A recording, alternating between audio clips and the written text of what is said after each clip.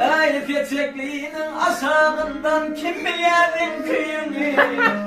Katanı tam dettiren kıvırıp masla gelin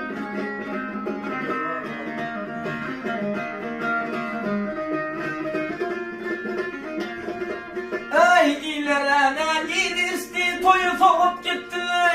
Nikahını bu alemden pardon bir çay ettiler Ey bir arslanın yorganın ey bolcereni ittiler Ammak bakay halyalımın gülleri deste gibi Bir ol ya ne girmeler iyi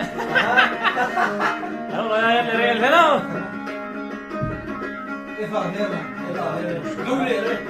Kaptan da kıvır sendir kıvır. Ey azarslanın ki gurur me pey basıp yalan me pey basıp ne böyle şuydu Ey azarslanın ki gurur me pey basıp yalan di yüreğine yakın çekti oğlum büyük alan Ey imma yigit bilen oktu arman yigit bilen oktu bolcak işim bolani köp kucaktan öğrenirken doğduğu püfleni Ay orası bolcak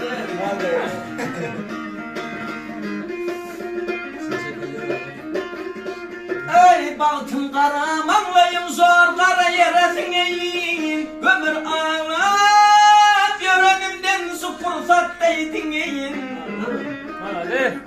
Ey kametada alıp boli bakıla zingeyin Yılgın çıdan yumuşak gelir Lolup gitse gelin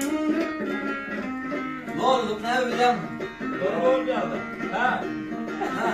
Ha.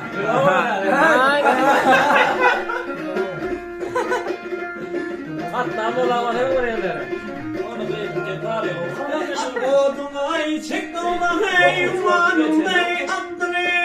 Ha. Odun ay çekti ona heyvanım dey andri Bitti arılarını satırtan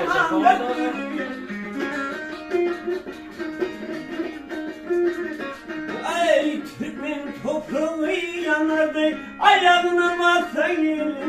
Görünlü